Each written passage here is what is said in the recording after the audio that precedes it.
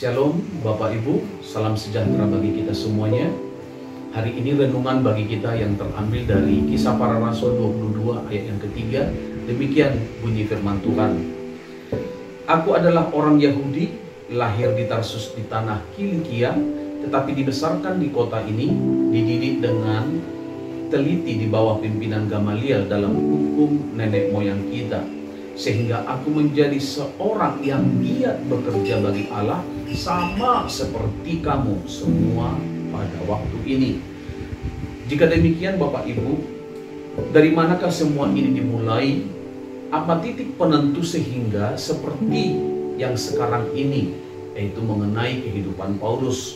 Kalau kita lihat, kita bisa rangkumkan bagaimana kobaran api kebencian dalam hati Paulus, yang dulunya Saulus. Dia melakukan perjalanan ke Damaskus, saudara, maka ada kobaran api yang lain yang datang menyinari dia di tengah perjalanannya ke Damaskus. Dan saudara, dari sinar, dari kobaran api itu, ada suara yang berkata kepada Saulus, "Saulus, Saulus, mengapa kamu menganiaya aku?" Dan aku menjawab, Paulus berkata, "Siapakah engkau, Tuhan?"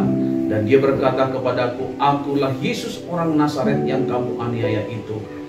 Nah saudara, ketika dia mengalaminya, itulah yang menjadi titik penentu bagaimana Paulus mengalami perubahan hidup. Dan kita tahu ketika dia melakukan perjalanan ke Damaskus, maka Tuhan berkata, "Bangun dan pergi ke Damaskus. Di sana kamu akan kuberitahukan semua yang ditetapkan dan ditakdirkan untuk kamu lakukan." Nah Bapak Ibu Saudara yang kasih nama Tuhan Yesus, kalau kita tahu siapa Paulus ini, dia adalah seorang orang Yahudi yang luar biasa. Dia adalah anggota Sanhedrin. Kemudian dia adalah orang yang terpandang. Terlebih dia adalah orang yang ahli dalam Taurat.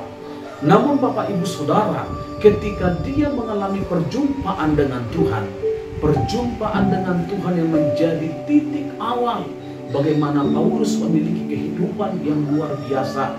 Apa itu saudara? Dia bertobat dan dia berkata, "Aku menganggap semua itu sampah." Apa yang utama menurut pikirannya, semua itu dianggap sampah oleh karena perjumpaan dengan Tuhan Yesus. Dan dia bertobat sungguh-sungguh dan menerima Yesus sebagai Tuhan dan Juru Selamat dan mengikuti apa yang Yesus ajarkan. Itu sebabnya saudara, nama Tuhan Yesus yang menjadi titik penentu bagaimana hidup Paulus seperti sekarang ini saudara, bahwa dia menginspirasi dan menjadi teladan bagi banyak orang. Jadi Paulus memiliki pertobatan. Kemudian yang kedua, dia memberitakan Injil. Dan itu adalah sesuatu yang luar biasa.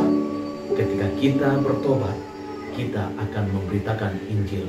Sebab untuk itulah saudara dan saya dipanggil oleh Tuhan.